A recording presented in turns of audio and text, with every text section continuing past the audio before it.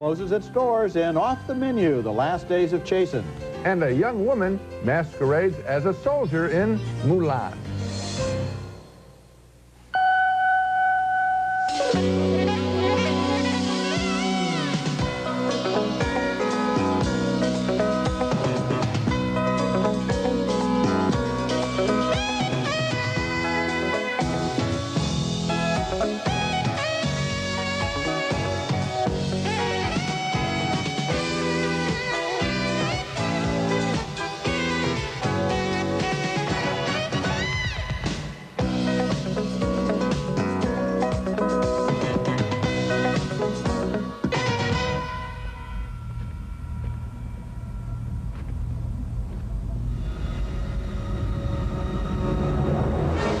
Picking up where the series left off, FBI agents Mulder and Scully find themselves in trouble once again in the film version of The X-Files. That's one of 5 new movies we'll review this week on Siskel and Ebert, plus a look at the American Film Institute's vote for the greatest American film. I'm Roger Ebert of the Chicago Sun-Times, and look who's across the aisle from me today. A pleasure, Roger. And to Hollywood, I just want to say, just when you thought it was safe to make a bad movie, I'm back.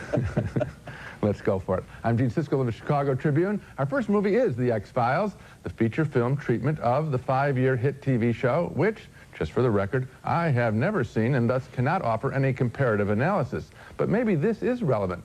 Based on the movie, I am now seriously tempted to watch the TV show. I'm intrigued by the main characters, earnest FBI special agents Fox Mulder, David Duchovny, and Dana Scully, Gillian Anderson, who stare deeply into each other's eyes and call each other by their last names.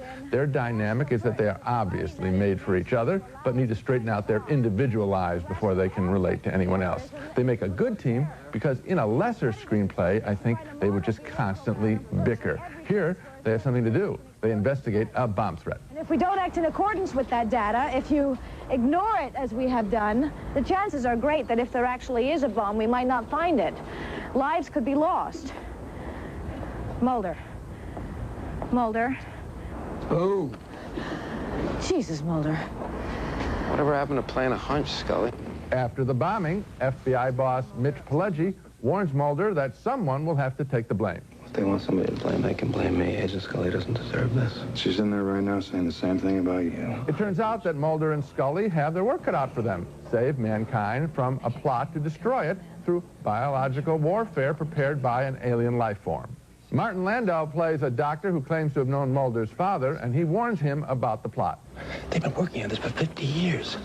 While the rest of the world have been fighting crooks and commies, these men have been secretly negotiating a planned Armageddon. Negotiating with whom? I think you know. The story of the X-Files movie is challenging without depending on arbitrary plot twists, the staple of so much screenwriting these days. Mulder and Scully are in jeopardy here, and we buy it. Now I need someone to tell me when the TV show is on, because I plan to watch. Seriously. You know, I very, very casually watched the show over the years, maybe once, perhaps twice, so I'm not a fan.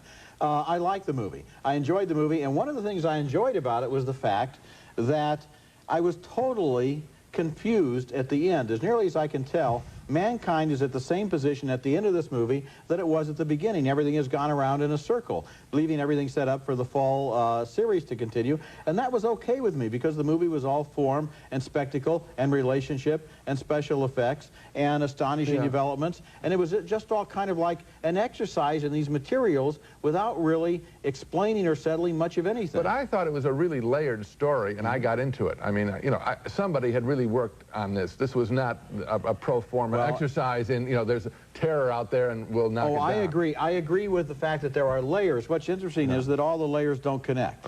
It's a lot of loose ends, which makes for another season of TV. Let me get back to another word you use, which I praise this film for, the relationship. Yeah, I mean, it's a good one, isn't it, between those two? Yeah, well, it's kind of famous, and of course everybody wants to know if they're going to kiss or not. We won't say whether they do or not, because everybody's been waiting for years on this show for the two of them to break down, cave in, and fall in love. I think it's obvious they care deeply for each other. It's just as I said, they need to, you know, self-actualize before they can become interdependent. And also they have to save the Earth at the same time. That too, yeah. Next movie. Our next movie is set in England during World War II, and it's titled The Land Girls. It tells the story of city women who enlisted to work as farmers to help the war effort, and particularly about 3 of them assigned to the same farm where they found love, friendship, and a lot of hard work. The Land girls come from quite different backgrounds. Stella, played by Catherine McCormick, is upper class. Agatha, played by Rachel Weisz, is a Cambridge graduate. And Prue, played by Anna Friel, worked as a hairdresser. She's the most frank about sexual matters. I'm in need of assistance, Joe. I'm not actually very used to first date. Well, it's an emergency. All of them are attracted to one degree or another to Joe, the son of the family that owns the farm. He's played by Stephen McIntosh. Hi, Joe. Agatha, who is a virgin, decides forthrightly to enlist Joe in her own education. I say, Joe, could you just stop, please? I'll come straight to the point. No beating about the bush. I wondered, could you give me a go? Dwayne, a go. Stella is engaged to a naval officer and feels it's her duty to marry him, even though her heart isn't in it, because she, too, is drawn to Joe. Where's East Meadow? Which way did you come? That way. You must have crossed it. The Land girls never really involved me in any of its characters. In an odd way, the movie seemed more like an old World War II movie than a modern reconsideration of that era. What I did like was the cinematography by Henry Braham, who goes for rich earth tones, browns and greens, and evokes the farm so successfully, I could almost smell the thick dew on the grass during wet winter mornings. The Land girls is wonderful to look at. It has some likable characters, but it never convinced me very much was really at stake. I have the same exact reaction. And Roger, if you're smelling the farm in this movie, it's in trouble. Yeah. Yeah, also, predictable. Yeah. Was there anything, if I had said, told you a quick synopsis, you know, women substitute for men on the farm so they can go off and fight, was there a single scene that came as a surprise? There was one, and that is because the old farmer is so protective of his meadow. He loves it so much, and the woman gets a tractor and says, I'm going to plow it for the war effort. That's a nice scene, and how it pays off is nice, but in general, you're absolutely right. This movie was more or less an exercise in unfocused nostalgia. It didn't really seem to be really trying to say something definite. Yeah, and again, no jeopardy. In that sense of, you know, on the edge, that, you know, life could end. It's wartime. I mean, I just didn't feel the urgency of what they were doing. Never a real energy in the film. You got it. Later in the show, a memory of the last days of the famous Hollywood restaurant Chasen's. And coming up next, Mulan, the new Disney animated adventure. My ancestors sent a little lizard to help me. Hey, dragon, not lizard. I don't do that tongue thing. Starting a small business takes a burning entrepreneurial spirit, a singular, bold vision, the courage to fight an endless uphill battle. But that's not all you need. Oh, no. I need some furniture. And some curtains would be nice. That's why you need the Visa business card, because Jules sells her furniture like millions of other places. Doesn't take any card from American Express. I love these chairs. And I'm really happy with these window treatments. What? Visa business card, it's everywhere you want to be. It's a meteor shower. This new one you're tracking. It's the size of Texas, Mr. President. On July 1st. The United States government just asked us to save the world. Prepare to fight like there's no tomorrow. You think we'll get hazard pay out of this? We're already heroes. Just sit back and enjoy the ride. Bruce Willis, Liv Tyler, Ben Affleck. We never quit! Armageddon, a Jerry Bruckheimer production, directed by Michael Bay. Rated PG-13. Starts Wednesday, July 1st. Hi, I'm Dave Logan. First Bank's given me 30 seconds to tell you all about loans. So here we go. Home equity loans. If you want to send your kids to college or maybe even buy a new car, First Bank can step to the plate for you. How about mortgage loans? If you want to buy a home, build a home, or simply refinance your current home, First Bank has fixed and variable rates that will work for you. The fact of the matter is First Bank is locally owned with great people giving personalized service. First Bank. Check them out. First Bank, the Colorado Bank for you. I felt like I was on a roller coaster ride. Then I found Harmonex, an herbal supplement from SunSource. Harmonex with St. John's wort to keep my spirits up emotionally and Siberian ginseng to keep me going physically. I feel like myself again. Keep harmony in your life with Harmonex. And now, important news from SunSource. In Healing Anxiety with Herbs and Hypericum and Depression, Harold Bloomfield, MD, discusses St. John's wort and Siberian ginseng. In his books, Dr. Bloomfield provides key information on herbs for feeling your best emotionally and physically.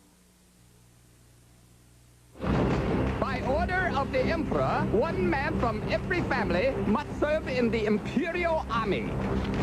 Father, you can't go. Mulan, Enemy troops swarm down on the Great Wall of China, and the call goes out for all able-bodied men to defend the kingdom in Mulan, the new Disney animated feature.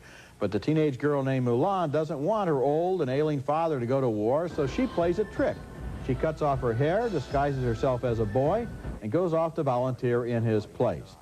Sorry you had to see that, but you know how it is when you get those manly urges. Of course, there's a comic sidekick, a little dragon, with a voice by Eddie Murphy. Who are you? Who am I? Who am I? I am the guardian of lost souls.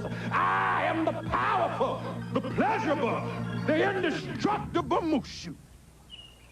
Oh, pretty high, huh? Mulan is a fresh adaptation of a classic Chinese folktale filled with color and excitement as the young girl brilliantly figures out a way to win a battle which attracts the attention of Shan Yu, the leader of the Han forces.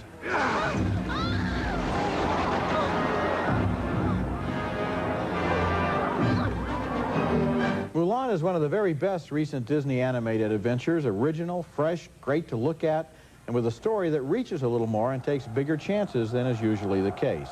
It's the kind of family movie that adults can enjoy on their own. Its only weakness is in its songs, which didn't seem especially memorable to me, but this isn't a musical anyway, really. It's a thrilling adventure, and some of the animated sequences, like a wall of enemy horsemen racing down a snow-covered mountainside, are as good as anything the studio has done. Well, Roger, we simply differ here.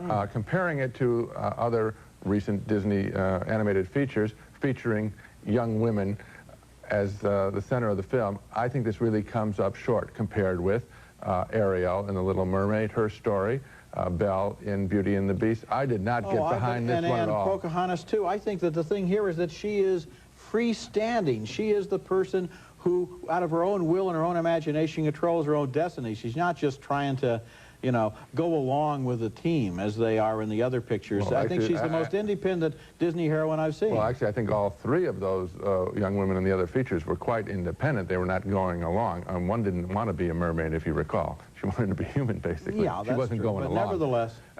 Her masquerade, frankly, wasn't as good as Barbra Streisand in Yentl. I didn't feel a sense of jeopardy. In Yentl, there was, you know, her whole life could collapse. I never felt that There's got to be some kind of a difference between an adult drama and a family animated cartoon, don't you think, in terms of how serious it can be taken and how seriously we're supposed to take it? It's a fantasy. Are you saying we can't take this film seriously? Well, I think that you take it seriously as an animated family cartoon. You don't take it. You don't compare it to Yentl. It doesn't. They come out of different worlds. No, I'm comparing one element. And here's another one. Maybe you'll object to this. In terms of what she does, the notion of a young woman being strong in battle, G.I. Jane. I thought, you know, the story, the saga, the endurance of Demi Moore was more impressive. I'm just aghast. I don't understand. I mean, this is the kind of genre that it's in. It just does a wonderful job. And I compared it earlier to Beauty and the Beast and to The Little Mermaid. Same genre. I just think that basically my bottom line is... And listen, let me you did the same thing. You know where you did it? When you said the songs weren't good, because the songs in these other pictures were spectacular. Well, that's what I said. But that's what you're doing. You're comparing here, the story, the characterization, the action, the originality, the drawing, it's wonderful. On the subject of artwork, if you look in the backgrounds, you're going to see a lot of blank walls. I was very surprised. Not at all. What you see is, it reminded me of the great Japanese cartoon artist Hiroshige from 2 centuries ago. Not in the way I saw the picture, not at all. Okay, when we come back, the story of the last days of Chasen, the legendary Hollywood landmark.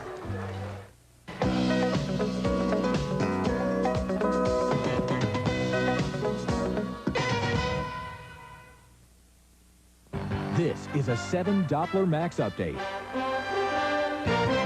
Good afternoon, I'm meteorologist Pam Dale. We have some strong thunderstorms throughout Colorado. Most of them are in Douglas and Elbert counties. I'll have your 7-day forecast at 5.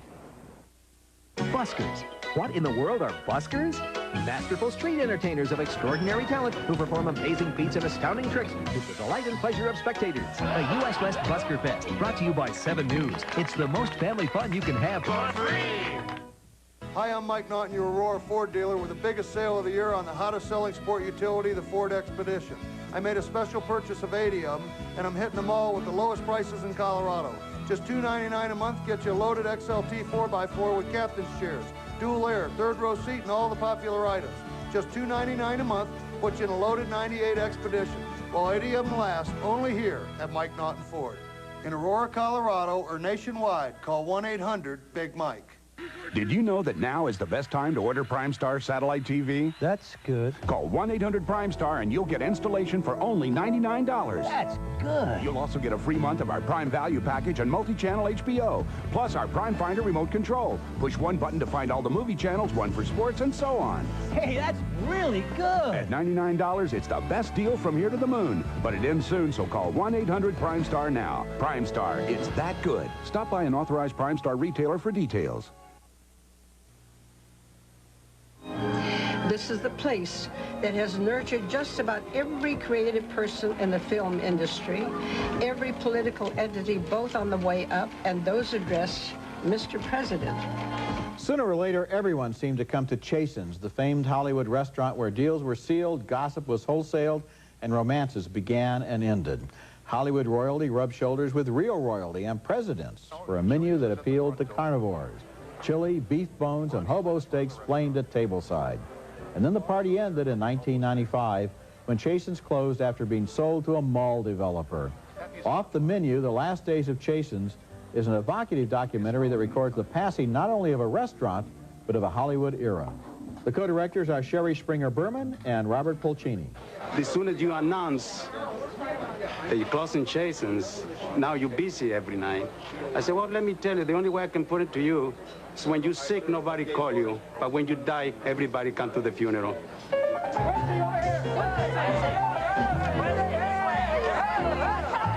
The most unforgettable characters at Chasen's weren't the customers, but the veteran employees, especially Raymond Bilboo, the feisty banquet manager who was an obsessive perfectionist. So his view is, no matter what the call time is, say the call time's 5, the people working in his party should be there at 4:30 or 4. That's right. And that's if they're on time, they are late. Then there was waiter Tommy Gallagher, who was intimidated by no one. Not many people called Sinatra Frank to his face. We all could have gone someplace else and made more money. I stayed, thank God. You absorb some of the pride and tradition of the restaurant. You realize that for a waiter like Tommy Gallagher, his job really was his life. You meet his son, who loved him, but only rarely saw him because Tommy was always at work. You see in miniature how rituals and traditions are the cement of human society, and how even a restaurant can provide continuity and meaning.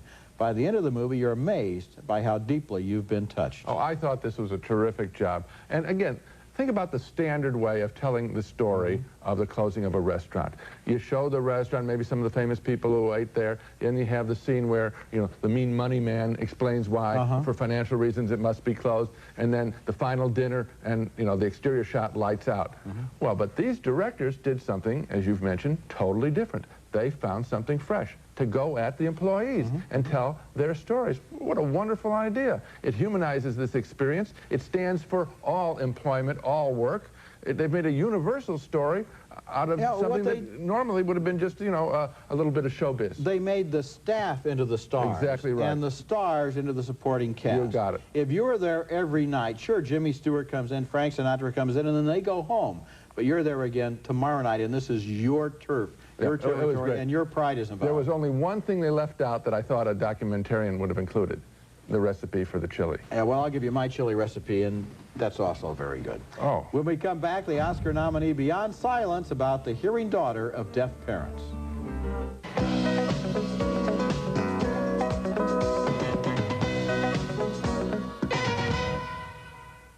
John Lithgow performs the Discover Card Dial-Along song. An extemporaneous piece. For your dialing pleasure, while you call 1-800-IT-PAYS-2 and apply for your Discover Card with the Cashback Bonus Award. It pays to discover. Accepted where you see the Novus sign. We're almost ready. Go get the cones.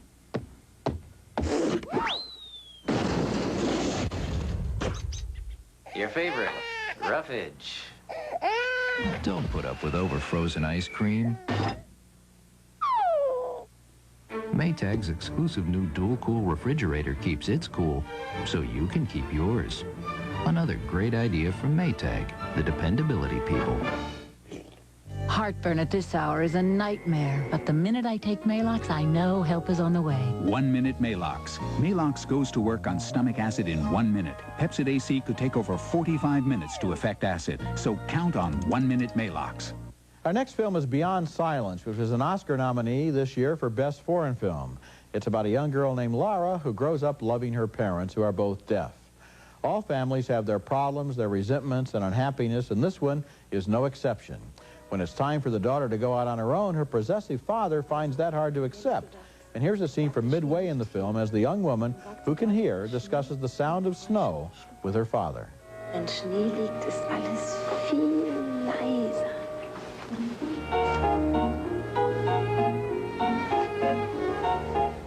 As a younger girl, she is given a clarinet by her father's sister, and that reopens an old wound. Because when the aunt was a child, she was praised for her playing, and her little brother, of course, couldn't hear it. Papa, was soll denn das? Gib mir meine Klarinette wieder. Was? Die Musik lenkt mich vom Lernen ab? So ein Quatsch. Lernen ist überhaupt nicht wichtiger. Beyond Silence is remarkably touching in the way it deals with the feelings and issues of those who are deaf. The movie isn't sentimental, but realistic, and its portrait of this girl and her parents is an observant, moving treatment of family love and tension.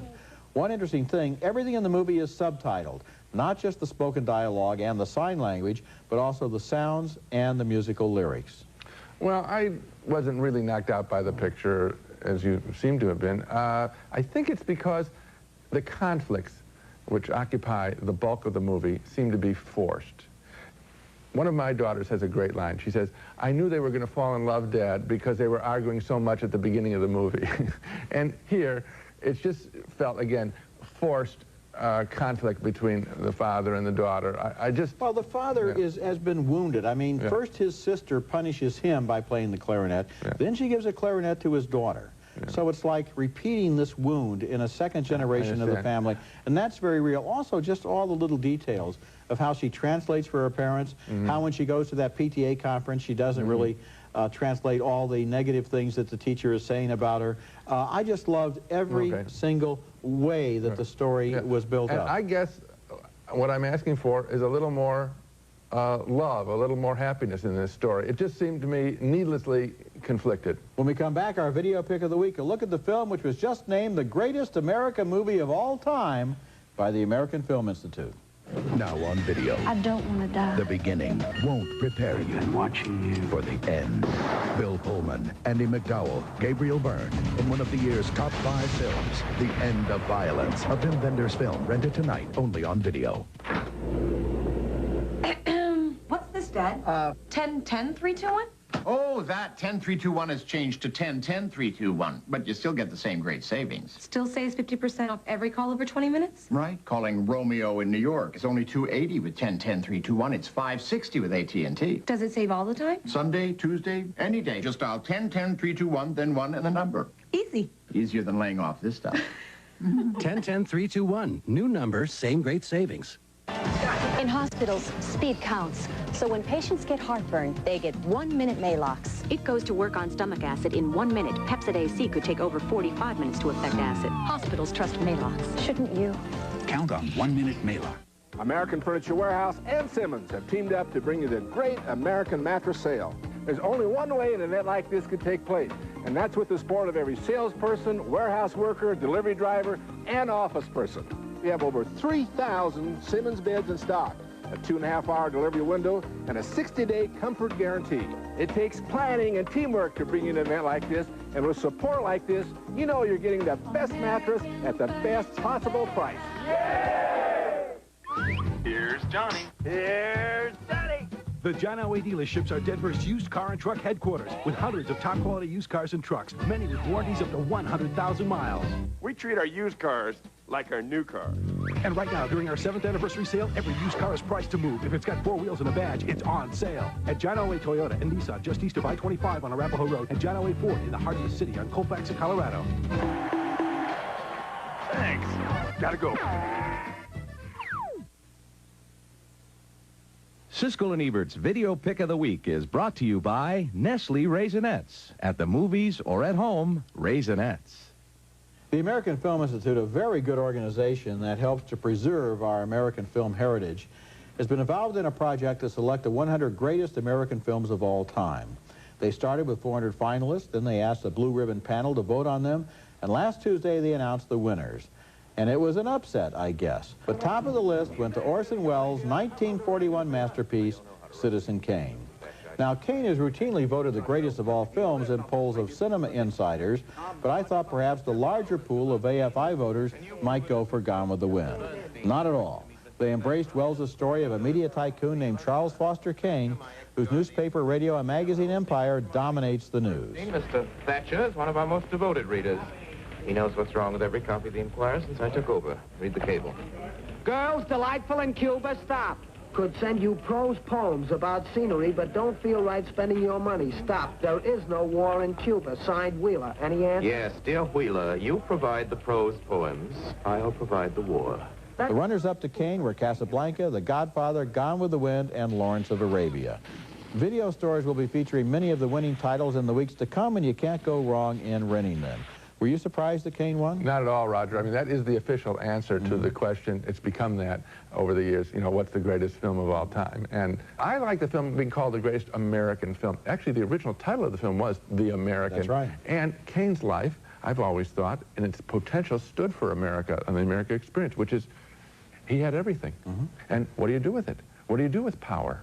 How does he rule his world? How do we rule the world? I mean, it's truly an American film. Sure is. Now let's take another look at the movies we reviewed this week. 2 thumbs up for The X-Files. We both liked the characters as well as the look and mood of the movie.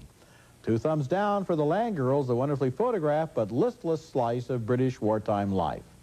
A split decision on Mulan. Gene thought it came up short compared to other comparable Disney films. 2 big thumbs up, though, for Off the Menu, The Last Days of Chasen's, but a split decision on Beyond Silence. I thought it was a perceptive and touching story of a child growing up with deaf parents, but Gene thought the constant conflicts grew tiresome.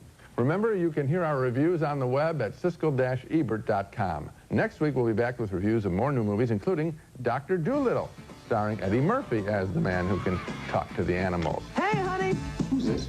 I'll give you a hint. I'm cute, I'm married, and I make 500 babies a year. And the romantic thriller Out of Sight, starring George Clooney and Jennifer Lopez.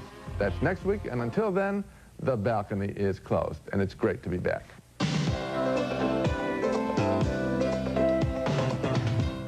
This is what Miracle Grow does for me. Roses 8 inches across. You'll never know what a great gardener you can be until you've used Miracle Grow.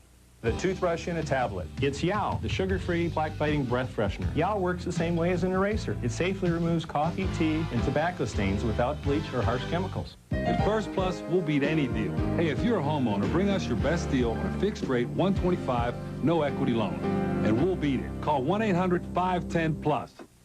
Ambisol Cold Sore Therapy, the only one with vitamin E and aloe, starts to relieve pain instantly. Ambisol Cold Sore Therapy. Put it on, the pain is gone. Use as directed.